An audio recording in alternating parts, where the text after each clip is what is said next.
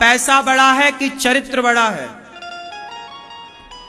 चरित्रवान व्यक्ति स्वयं तो प्रसन्न रहता है, एक अच्छी समाज का निर्माण चरित्रवान ही कर सकता है। जो चरित्रहीन हो गया वो स्वयं से कभी आंखें ना मिला पाएगा, नजरें ना मिला पाएगा। आप औरों की नजर में बाद में गिरते हो, खुद की नजर में पहले गिर जाते हो। और जो स्वयं की नजर में गिर गया वो क्या इतिहास रचेगा।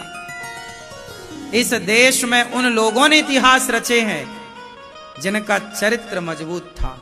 स्वामी विवेकानंद जी शिकागो गए। एक महिला बोली, वाह आप कितने सुंदर हैं, आप मेरे से विवाह कर लो, और आप इतने ज्ञानी हैं, समझदार हैं, एक और विवेकानंद होगा आपसे, मेरे गर्व से। आप मेरे पति बन जाओ, मैं आपकी पत्नी। मुझे एक विवेकानंद और आप जैसा चाहिए। स्वामी जी ने कहा कि आप क्या कह रही हो। उस महिला की नीयत बिगड़ गई ना, स्वामी जी को देखकर फिसल गई वो महिला।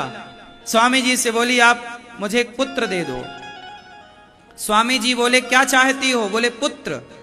कैसा? बोले, आपके जैसा। स्वामी जी बोले, पता नहीं मेरा बेटा मेरे जैसा होता है या नहीं।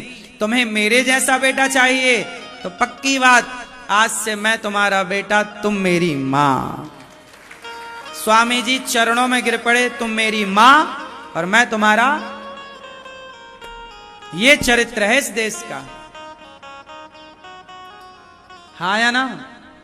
स्वामी विवेकानंद भी यदि विदेश गए और वहां के लोगों की तरह वो भी पराई औरतों के संग रहते तो क्या समाज में आज भारत का झंडा ऊंचा होता? दुनिया में, दुनिया में समाज के लिए, राष्ट्र के लिए वही कुछ कर सकता है जो चरित्रवान होता है। चरित्रवानों से ये धरती टिकी है, चरित्रहीनों से ना। तुमसे कुछ ना हो पाएगा, तुम तो बस पराई औरतों को देखते रहो, बस तुमसे ना होगा कुछ, तुम तो बस नैन मटक्का करते रहो। क्यों? इसलिए हमारे देश की स्त्रियों को क्या बोला जाता है? पतिव्रता, सती सावित्री। चलो बताओ, सती सावित्री मतलब क्या? पतिव्रता मतलब क्या? पतिव्रता नारी किसे कहते हैं आप? पतिव्रता नारी जो अपने पति के सिवा सपने में भी पराये पुरुष का चिंतन ना करे। वो नारी कैसी है? बोलो, वो पतिव्रता।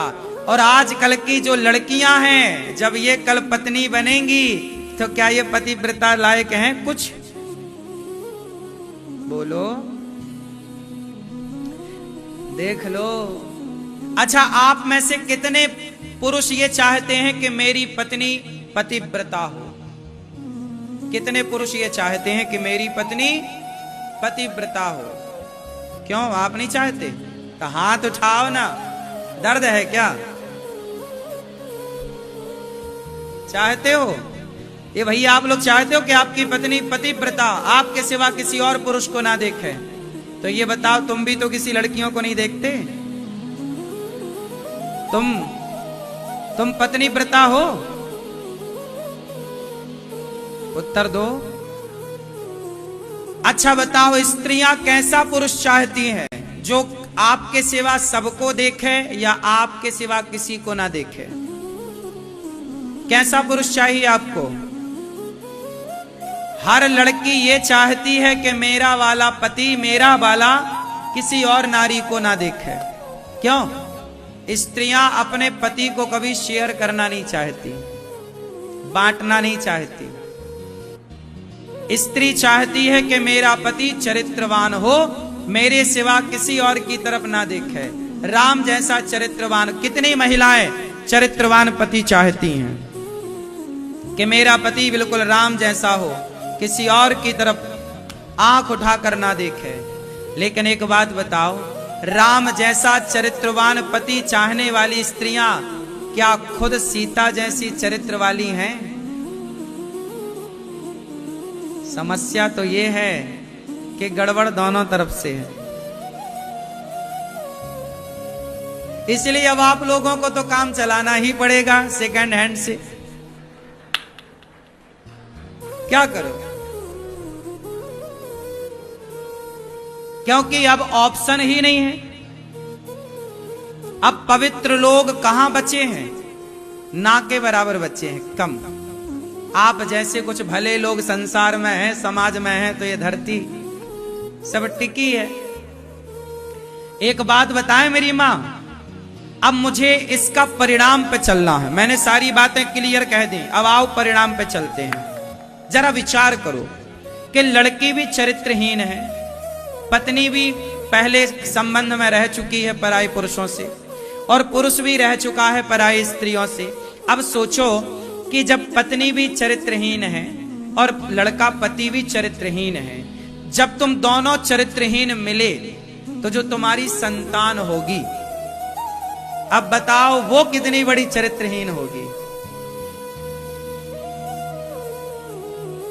फिर उस संतान से इस देश का कितना विकास होगा और कितना विनाश होगा। एक अच्छे राष्ट्र के निर्माण के लिए, एक अच्छे देश के लिए एक अच्छा विचार चाहिए, और एक अच्छा विचारवान व्यक्ति वही होता है जो चरित्रवान माता पिता से पैदा होता है। यदि माँ बाप चरित्रवान है सरकार, तो आपकी संतान इतिहास रचेगी, कुछ करोगे बड़ा। और यदि तुम चरित्रहीन हो गए तो तुम्हारी संतान कैसी होगी ये तो बताओ। उस संतान से इस भारत का कितना भला होगा। जरा सोचो, इस देश के बारे में सोचो कि तुम इस भारत माता को कैसी संतानें देख के जा रहे हो। चरित्रहीन खुद होकर चरित्रहीन संतान दोगे, क्या यही तुम्हारा धर्म है?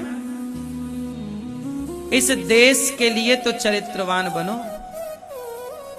ये भारत ही दुनिया का गुरु रहा है, विश्व गुरु भारत। याद रखना भक्तों, भारत है तो दुनिया है, भारत नहीं तो दुनिया का कोई अस्तित्व नहीं। कोई कितना भी बड़ा बना रहे कि जी मैं बड़ा हूं, मैं बड़ा हूं, पर भारत है तो सब कुछ है, भारत नहीं कुछ भी नहीं। बताओ मुझे कि जब चरित्रहीन लड़की चरित्रहीन लड़का से संतान होगी तो क्या होगी? बोलो मेरी मां, कैसी होगी वो? उससे इस भारत का भला होगा? इसलिए हाथ जोड़ूं आपके, मेरे नौजवान दोस्तों, मेरी बहनों, अपने चरित्र से, अपने कैरेक्टर से समझौता ना करो। अपने आप को पवित्र बनाओ गंगा की तरह। इसलिए हमारे यहां विवाह की परंपरा है। भगवान राम ने विवाह किया माता सीता जी के साथ। विवाह करो, एक श्रेष्ठ संतान हो। भगवान राम के बाद राम जी की सत्ता किसने संभाली? बोलो बोलो। लव कुश ने, जिसने बाद में कुश ने संभाली पूरी परंपरा। तो आपका जो सब कुछ है, वंशावली है, आपका जो खानदान है, वो आपसे, आपके बच्चों के बाद ही तो आपकी पहचान होगी, नहीं होगी? आपके जितने श्रेष्ठ विचार होंगे, आपकी जितनी श्रेष्ठ विचारधारा होगी, उतनी अच्छी विचारधारा को आपके बच्चे फॉलो करेंगे, और उस अच्छी विचारधारा से ये संसार में हम और आप रहें और व्यवस्थाएं बने। अच्छा बताओ, एक व्यक्ति के कारण आज भारत के 3 टुकड़े हो गए कि नहीं? उत्तर दो। देखना, इस देश में 150 करोड़ लोग रहते हैं, लेकिन एक व्यक्ति की भूमिका बोल रहा हूं मैं। सिर्फ एक व्यक्ति की। हमारे देश के कितने टुकड़े हो गए? भारत के टुकड़े हो गए पाकिस्तान और बांग्लादेश। हाँ या ना? किसके कारण हुआ? जोर से। एक व्यक्ति जिसका नाम जिन्ना, उसने कहा कि हमें अलग देश चाहिए। तो गांधी जी ने कहा ले लो। अब बंटवारा भी ऐसा किया कि पाकिस्तान उस तरफ भी और भारत के बंगाल की तरफ भी, पंजाब की तरफ भी और बंगाल की तरफ भी ऐसा बांटा। बाद में वह एक देश दो बार बांटना पड़ा, बांग्लादेश अलग और पाकिस्तान अलग। एक व्यक्ति की गलती से इतना बड़ा हिस्सा भारत से कट गया। बोलो हां। तो आप क्या समझते हैं? एक गलत विचारधारा ने आज तक हिंदुस्तान में आजादी के बाद मुझे लगता है लाखों सैनिक मारे गए हैं। पाकिस्तान से जो आतंकी आते हैं तो उन आतंकियों के द्वारा आजाद भारत में आजादी के बाद, बंटवारे के बाद, पाकिस्तान के बंटवारे के बाद बताइए लाखों भारतीय सैनिक मारे गए कि नहीं? उत्तर दो। आप में से भी किसी का भाई उस सेना में मारा गया होगा, किसी का बेटा मारा गया होगा, किसी का पिता मारा गया होगा, आतंकियों के हाथ बम फटे और क्या क्या ना हुआ। क्यों ये बात सही है कि गलत है? अब बताइए, एक आदमी की गलत विचारधारा से भारत के लाखों सैनिक मारे गए और आज भी मारे जा रहे हैं एक गलत निर्णय के कारण। हाँ या ना? तो आप क्या समझते हैं, विचारों में दम नहीं होती? एक गलत फैसला आज भारत पाकिस्तान के बंटवारे को 70 साल लगभग हो रहे हैं। हाँ या ना? इन 70 सालों में लाखों सेना मारी गई, लाखों आम पब्लिक मारी गई। बंटवारे के टाइम ट्रेनों में जो लाशें आई पाकिस्तान की ओर से, लाखों वो मारे गए। कितनी बेटियों का बलात्कार हुआ, कितनों का बाप गया, कितनों की मां गई, कितनों का घर गया, कितनों की जमा पूंजी गई, कितनों का अस्तित्व खत्म हो गया बंटवारे के बाद। हाँ या ना? उत्तर दो। नहीं बोला जा रहा है ना? तुम्हें तो बस मौज मस्ती करनी है। क्या मतलब इस देश से? क्या मतलब विचारों से? आपको क्या फर्क पड़ता है कि आप चरित्रहीन होंगे? आप चरित्रहीन होंगे तो ये देश चरित्रहीन हो जाएगा, और आप चरित्रवान होंगे तो ये देश चरित्रवान हो जाएगा। आप बिगड़े तो ये देश बिगड़ जाएगा, आप सुधरे तो ये देश सुधर जाएगा। एक व्यक्ति की गलती आज तक रुला रही इस देश को। बोलो हां कि ना? बोलो हां। आज भी हमारे देश की सेना पाकिस्तान को आज भी ना उगल पा रही है ना निगल पा रही। हाँ या ना?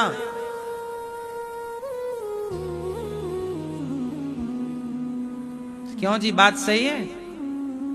इसलिए कहता हूं, जो भी करोगे आपका लिया गया निर्णय सही या गलत, उस निर्णय का समाज पर, राष्ट्र पर बहुत गहरा प्रभाव पड़ता है। अनिरुद्धाचार्य जो करेगा, अच्छा या बुरा, अच्छे और बुरे दोनों का प्रभाव समाज में पड़ेगा। संत जो करते हैं, अच्छा या बुरा, उनका प्रभाव समाज में पड़ता है।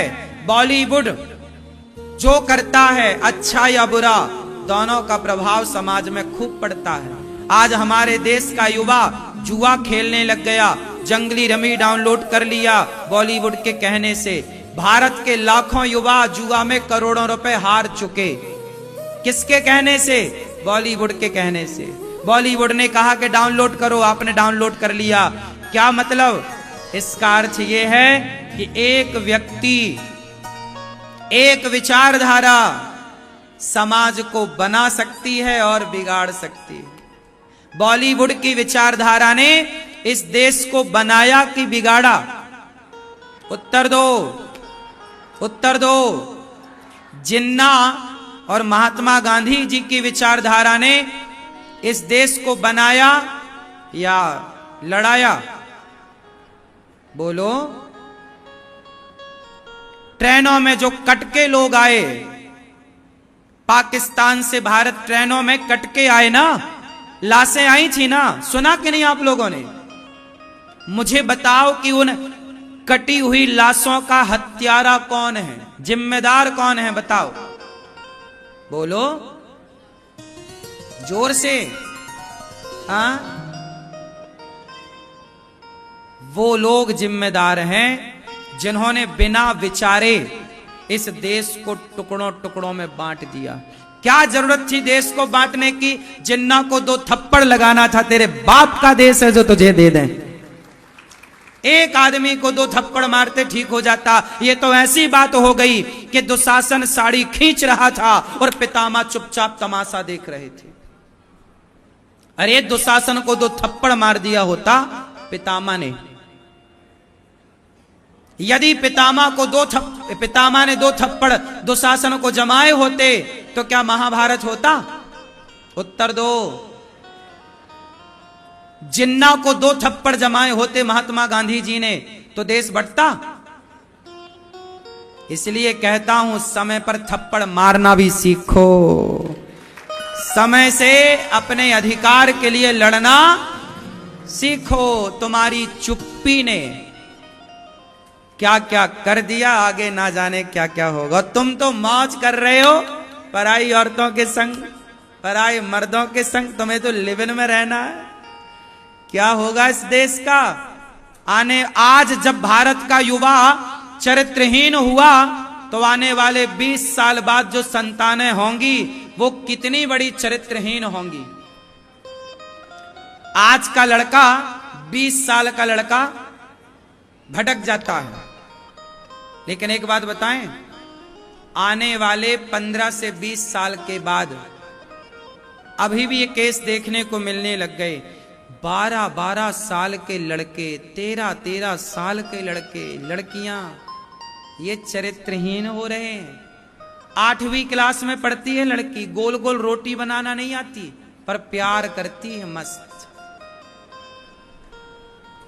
आप लोगों को चिंता नहीं हो रही है कि यह हमारा युवा कहां जा रहा है? तुम्हें क्या लगता है ये हमारा बच्चा छोड़ी? अरे पूरा भारत हमारा है। तुम किस विचारधारा के हो?